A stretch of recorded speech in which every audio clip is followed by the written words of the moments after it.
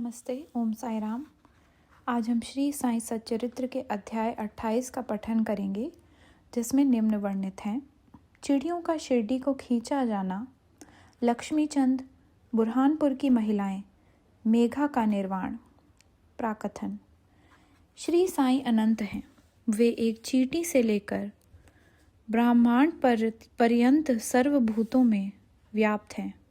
वेद और आत्मविज्ञान में पूर्ण पारंगत होने के कारण वे सद्गुरु कहलाने के सर्वथा योग्य हैं। चाहे कोई कितना ही विद्वान क्यों न हो, परंतु यदि वह अपने शिष्य की जागृति कर उसे आत्मस्वरूप का दर्शन ना करा सके, तो उसे सद्गुरु के नाम को कदापि संबोधित नहीं किया जा सकता। साधारणतः पिता केवल इस नश्वर शरीर का ही जन्मदाता है, परंतु सद्गुरु तो जन्म और मृत्यु दोनों से ही मुक्ति करा देने वाला है। अतः वे अन्य लोगों से अधिक दयावंत हैं। श्री साईं बाबा हमेशा कहा करते थे कि मेरा भक्त चाहे 1000 कोस की दूरी पर ही क्यों ना हो, वह शिरडी को ऐसा खींचा चला आता है जैसे धागे से बंधी हुई चिड़ियाँ खींचकर स्वयं ही आ जाती हैं। इस अध्याय में ऐसी ही 3 चिड़ियों का वर्णन है। पहला, लाला लक्ष्मीचंद। ये महानुभाव बम्बई के श्री वेंकटेश्वर प्रेस में नौकरी करते थे। वहाँ से नौकरी छोड़कर वे रेलवे विभाग में आए और फिर वे Messrs Ralli brothers and company में मुंशी का कार्य करने लगे। उनका सन 1910 में श्री साईं बाबा से संपर्क हुआ। बड़े दिन क्रिसमस से लगभग 1 या 2 मास पहले सांता क्रूज में उन्होंने स्वप्न में एक दाढ़ी वाले वृद्ध को देखा, जो चारों ओर से भक्तों से घिरा हुआ खड़ा था। कुछ दिनों के पश्चात वे अपने मित्र श्री दत्तात्रेय मंजूनाथ बिजूर के यहाँ दासगणों का कीर्तन सुनने गए। दासगणों का यह नियम था कि वे कीर्तन करते समय सम्मुख श्री साईं बाबा का चित्र रख लिया करते थे। लक्ष्मीचंद को यह चित्र देखकर महान आश्चर्य हुआ, क्योंकि स्वप्न में उन्हें जिस वृद्ध के दर्शन हुए थे, उनकी आकृति भी ठीक इस चित्र के अनुरूप ही थी। इससे वे इस निष्कर्ष पर पहुंचे कि स्वप्न में दर्शन देने वाले स्वयं शिरडी के श्री साईनाथ समर्थ के अतिरिक्त और कोई नहीं है। चित्र दर्शन, दासगणों का मधुर कीर्तन और उनके संत तुकाराम पर प्रवचन आदि का कुछ ऐसा प्रभाव उन पर पड़ा कि उन्होंने शिरडी यात्रा का दृढ़ संकल्प कर लिया। भक्तों को चिरकाल से ही ऐसा अनुभव होता आया है कि जो सद्गुरु या अन्य किसी आध्यात्मिक ज्ञान की खोज में निकलते हैं, उसकी ईश्वर सदैव ही सहायता करते हैं। उसी रात्रि को लगभग 8 बजे उनके एक मित्र शंकर राव ने उनके द्वार खटकाया और पूछा कि क्या हमारे साथ शिरडी चलने को तैयार हैं। लक्ष्मीचंद ने हर्ष का पराकार न रहा और उन्होंने तुरंत ही शिरडी चलने का निश्चय कर लिया। एक मारवाड़ी से 15 रुपये उधार लेकर तथा अन्य आवश्यक प्रबंध कर उन्होंने शिरडी को प्रस्थान कर दिया। रेलगाड़ी में उन्होंने अपने मित्र के साथ कुछ देर भजन भी किया। उसी डब्बे में 4 यवन यात्री बैठे थे, जो शिरडी के समीप ही अपने अपने घरों को लौट रहे थे। लक्ष्मीचंद ने उन लोगों से श्री साईं बाबा के संबंध में कुछ पूछताछ की। तब लोगों ने उन्हें बताया कि श्री साईं बाबा शिरडी में अनेक वर्षों से निवास कर रहे हैं और वे एक पहुँचे हुए संत हैं। जब वे कोपर गांव पहुँचे तो बाबा को भेंट देने के लिए कुछ अमरूद खरीदने का उन्होंने विचार किया। वे वहाँ के प्राकृतिक सौंदर्यमय दृश्य देखने में कुछ ऐसे तल्लीन हुए कि उन्हें अमरूद लेने की सुधि ही न रही। परंतु जब वे शिरडी के समीप आए तो यकायक उन्हें अमरूद खरीदने की स्मृति हो आई। इसी बीच उन्होंने देखा कि एक वृद्धा टोकरी में अमरूद लिए टांगे के पीछे पीछे दौड़ती चली आ रही है। यह देख उन्होंने टांगा रुकवाया और उनमें से कुछ बढ़िया अमरूद खरीद लिए। तब वह वृद्धा उनसे कहने लगी कि कृपा कर ये शेष अमरूद भी मेरी ओर से बाबा को भेंट कर देना। यह सुनकर तत्क्षण ही उन्हें विचार हो आया कि मैंने अमरूद खरीदने की जो इच्छा पहले की थी और जिसे मैं भूल गया था, उसी की इस वृद्धा ने पुनः स्मृति करा दी है। श्री साईं बाबा के प्रति उसकी भक्ति देख के वे दोनों बड़े चकित हुए। लक्ष्मीचंद ने यह सोचकर कि हो सकता है कि स्वप्न में जिस वृद्ध के दर्शन मैंने किए थे उनकी ही ये कोई रिश्तेदार हो। वे आगे बढ़े। शिरडी के समीप पहुंचने पर उन्हें दूर से ही मस्जिद में फहराती ध्वजाएं दिखाई दी, जिन्हें देख प्रणाम कर अपने हाथ में पूजन सामग्री लेकर वे मस्जिद पहुंचे और बाबा का यथाविधि पूजन कर वे द्रवित हो गए। उनके दर्शन कर वे अत्यंत आनंदित हुए तथा उनके शीतल चरणों से ऐसे लिपटे जैसे एक मधुमक्खी कमल के मकरंद की सुगंध से मुग्ध होकर उससे लिपट जाती है। तब बाबा ने उनसे जो कुछ कहा उसका वर्णन हेमाड पंत ने अपनी मूल ग्रंथ में इस प्रकार किया है। साले रास्ते में भजन करते और दूसरे आदमी से पूछते, दूसरे से क्या पूछना, सब कुछ अपनी आँखों से देखना, काहे को दूसरे आदमी से पूछना, सपना क्या झूठा है या सच्चा, कर लो अपना विचार आप। मारवाड़ी से उधार लेने की क्या जरूरत थी, हुई क्या मुराद पूरी। ये शब्द सुनकर उनकी सर्वव्यापकता पर लक्ष्मीचंद को बड़ा अचंभा हुआ।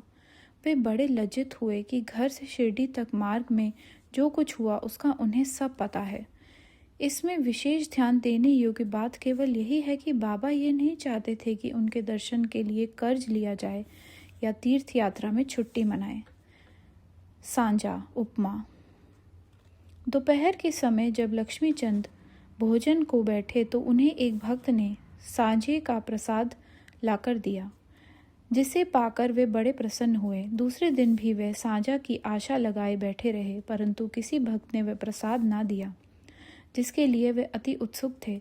तीसरे दिन दोपहर की आरती पर बापू साहिब जोग ने बाबा से पूछा कि नैवेद्य के लिए क्या बनाया जाए। तब बाबा ने उनसे सांझा लाने को कहा। भक्तगण तो बड़े बर्तनों में सांझा भर कर ले आए। लक्ष्मीचंद की भूख भी अधिक लगी थी, साथ ही उनकी पीठ में भी दर्द था।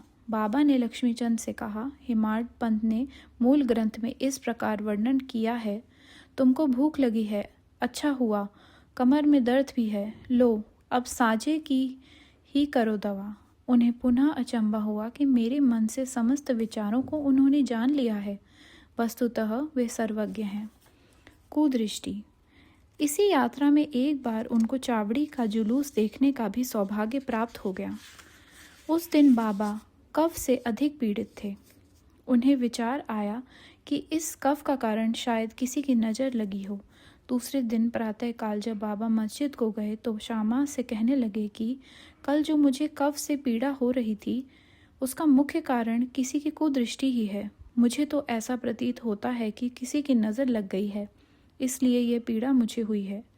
लक्ष्मीचंद के मन में जो विचार उठ रहे थे वही बाबा ने भी कह दिए। बाबा की सर्वज्ञता के अनेक प्रमाण तथा भक्तों के प्रति उनका स्नेह देखकर लक्ष्मीचंद बाबा के चरणों पर गिर पड़े और कहने लगे कि आपके प्रिय दर्शन से मेरे चित्त को बड़ी प्रसन्नता हुई है। मेरा मन आपके चरण कमल और भजनों में ही लगा रहे। आपके भव भय नाशक चरणों का स्मरण करते हुए मेरा जीवन आनंद से व्यतीत हो जाए, ऐसी मेरी आपसे विनम्र प्रार्थना है। बाबा से आशीर्वाद तथा उदी लेकर वे मित्र के साथ प्रसन्न और संतुष्ट होकर मार्ग में उनकी कीर्ति का गुणगान करते हुए घर वापस लौट आए और सदैव उनके अन्य भक्त बने रहे। शिरडी जाने वालों के हाथ वे उनके हार, कपूर और दक्षिणा भेजा करते थे। दूसरा, बुरहानपुर की महिला। अब हम दूसरी चिड़िया यानी कि भक्त का वर्णन करेंगे। एक दिन बुरहानपुर में एक महिला ने स्वप्न में देखा कि श्री साईं बाबा उसके द्वार पर खड़े भोजन के लिए खिचड़ी मांग रहे हैं। उसने उठकर देखा तो द्वार पर कोई भी न था। फिर भी वह प्रसन्न हुई और उसने यह स्वप्न अपने पति तथा अन्य लोगों को सुनाया। उसका पति डाक विभाग में नौकरी करता था। वे दोनों ही बड़े धार्मिक थे। जब उसका स्थानांतरण अकोला महाराष्ट्र को हुआ तो दोनों ने शिरडी जाने का भी निश्चय किया और एक शुभ दिन उन्होंने शिरडी को प्रस्थान कर दिया। मार्ग में गोमती तीर्थ होकर वे शिरडी पहुँचे और वहाँ 2 माह तक ठहरे। प्रतिदिन वे मस्जिद जाते और बाबा का पूजन कर आनंद से अपना समय व्यतीत करते थे। यद्यपि दंपति खिचड़ी का नैवेद्य भेंट करने को ही आए थे, परंतु किसी कारणवश उन्हें 18 दिनों तक ऐसा संयोग प्राप्त न हो सका। उनकी स्त्री इस कार्य में अब अधिक विलंब न करना चाहती थी, इसलिए 19वें दिन दोपहर में के समय वह खिचड़ी लेकर मस्जिद में पहुंची तो उसने देखा कि बाबा अन्य लोगों के साथ भोजन करने बैठ चुके हैं। पर्दा गिर चुका था, जिसके पश्चात किसी का साहस न था कि वह भीतर प्रवेश कर सके, परंतु वह एक क्षण भी प्रतीक्षा न कर सकी और हाथ से पर्दा हटाकर भीतर चली आई। बड़े आश्चर्य की बात थी कि उसने देखा कि बाबा की इच्छा उस दिन सबसे पहले खिचड़ी खाने की ही थी, जिसकी उन्हें आवश्यकता थी।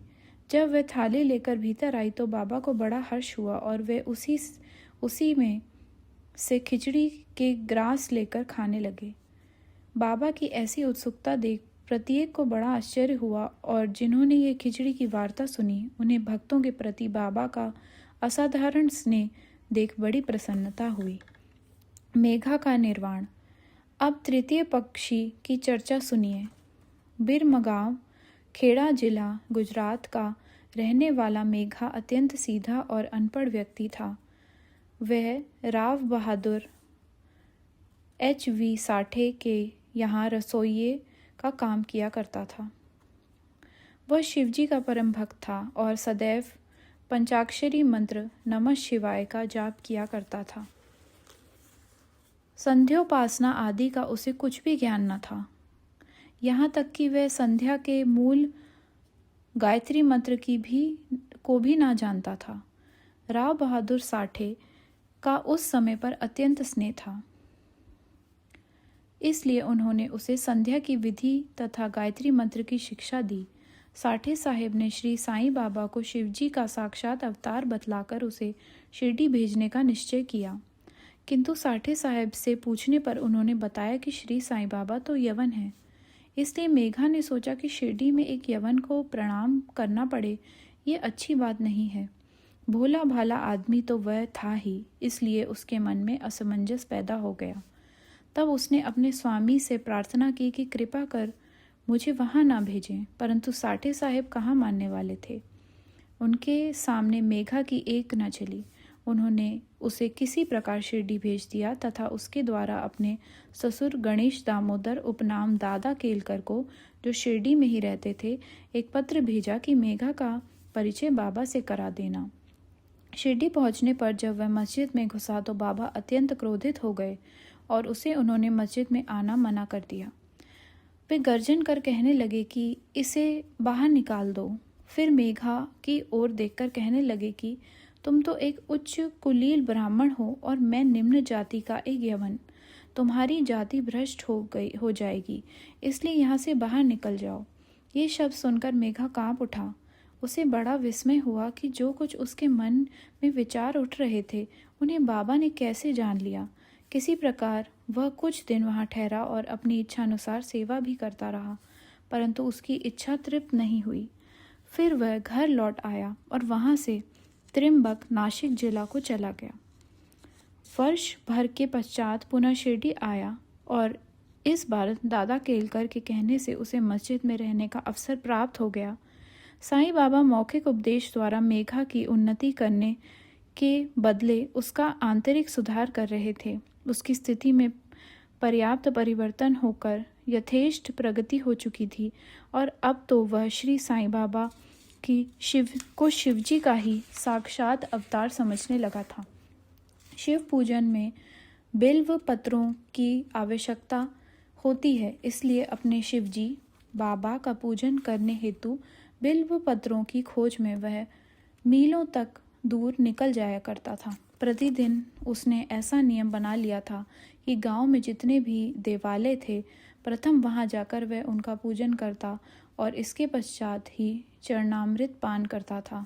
एक बार ऐसा हुआ कि खंडोबा के मंदिर का द्वार बंद था, इस कारण वह बिना पूजन किए ही वहां से लौट आया और जब वह मस्जिद में आया तो बाबा ने उसकी सेवा स्वीकार न की तथा उसे पुनः वहां जाकर पूजन कर आने को कहा और उसे बतलाया कि अब मंदिर के द्वार खुल गए हैं। मेघा ने जाकर देखा कि सचमुच मंदिर के द्वार खुले थे। जब उसने लौटकर यथाविधि पूजा की, तब कहीं बाबा ने उसे अपने पूजन करने की अनुमति दी। गंगा स्नान। एक बार मकर संक्रांति के अवसर पर मेघा ने विचार किया कि बाबा को चंदन का लेप करूं तथा गंगा जल से उन्हें स्नान कराऊं। बाबा ने पहले तो इसके लिए अपनी स्वीकृति न दी, परंतु उसकी लगातार प्रार्थना के उपरांत उन्होंने किसी प्रकार स्वीकार कर लिया। गोदावरी नदी का पवित्र जल लाने के लिए मेघा को 8 कोस का चक्कर लगाना पड़ा। वह जल लेकर लौट आया और दोपहर तक पूर्ण व्यवस्था कर ली। तब उसने बाबा को तैयार होने की सूचना दी। बाबा ने पुनः मेघा से अनुरोध किया कि मुझे इस झंझट से दूर ही रहने दो। मैं तो एक फकीर हूँ, मुझे गंगा जल से क्या प्रयोजन। परंतु मेघा कुछ सुनता ही न था। मेघा की तो ये दृढ़ धारणा थी कि शिवजी गंगा जल से अधिक प्रसन्न होते हैं, इसलिए ऐसे शुभ पर्व पर उन्होंने अपने शिवजी को स्नान कराना हमारा परम कर्तव्य है। अब तो बाबा को सहमत होना ही पड़ा और नीचे उतार कर वे एक लकड़ी के तख्त पर बैठ गए तथा अपना मस्तक आगे करते हुए कहने लगे कि अरे मेघा, कम से कम इतनी कृपा तो करना कि केवल मेरे सिर पर ही पानी डालना। सिर शरीर का प्रधान अंग है और उस पर पानी डालना ही पूरे शरीर का पर पानी डालने के सदृश है। मेघा ने अच्छा अच्छा कहते हुए बर्तन उठाकर सिर पर पानी डालना प्रारंभ किया। ऐसा करने से उसे इतनी प्रसन्नता हुई कि उसने उच्च स्वर में हर हर गंगे कहते हुए समूचे बर्तन का पानी बाबा के संपूर्ण शरीर पर उड़ेल दिया और फिर पानी का बर्तन एक ओर रखकर वह बाबा की ओर निहारने लगा। उसने देखा कि बाबा का तो केवल सिर ही भीगा है और शेष भाग ज्यों का त्यों बिल्कुल सूखा ही है। ये देख उसे बड़ा आश्चर्य हुआ। त्रिशूल और पिंडी। मेघा बाबा को 2 स्थानों पर पूजा करता था। पहले वह मस्जिद में, फिर वाड़े में नाना साहेब चांदोरकर द्वारा प्राप्त उनके बड़े चित्र को। इस प्रकार ये कर्म 12 मास तक चलता रहा। बाबा ने उसकी भक्ति तथा विश्वास दृढ़ करने के लिए उसे दर्शन दिए।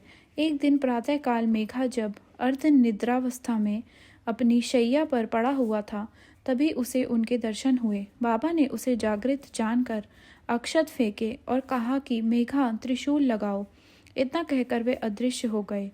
उनके शब्द सुनकर उसने उत्सुकता से अपनी आंखें खोली, परंतु देखा कि कोई नहीं है, केवल अक्षत ही यहाँ वहाँ बिखरे पड़े हैं।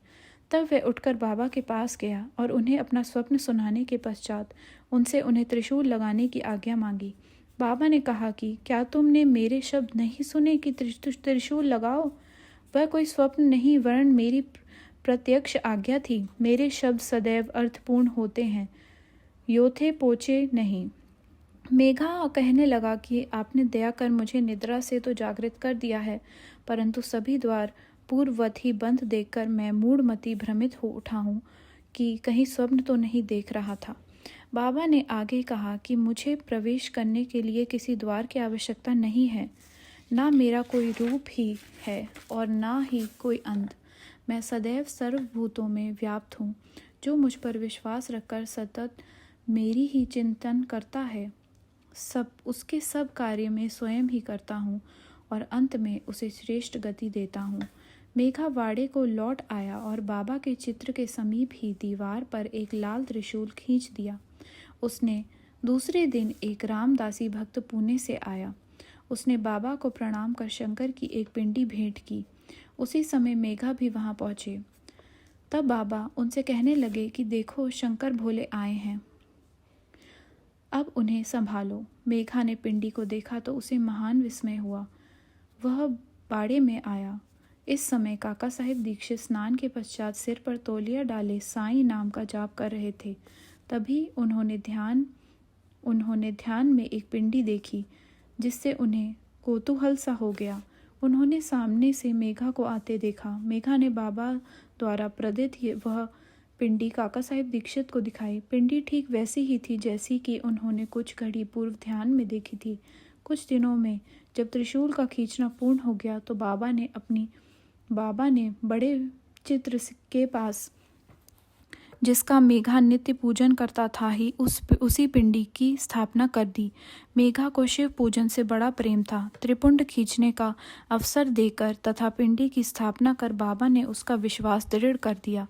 इस प्रकार कई वर्षों तक लगातार दोपहर और संध्या को नियमित आरती तथा पूजा सन 1912 में मेघा परलोकवासी हो गया। बाबा ने उसके मृत शरीर पर अपना हाथ फेरते हुए कहा कि यह मेरा सच्चा भक्त था। फिर बाबा ने अपने ही खर्च से उसका मृत्यु भोज ब्राह्मणों को दिए जाने की आज्ञा दी, जिसका पालन काका साहेब दीक्षित ने किया।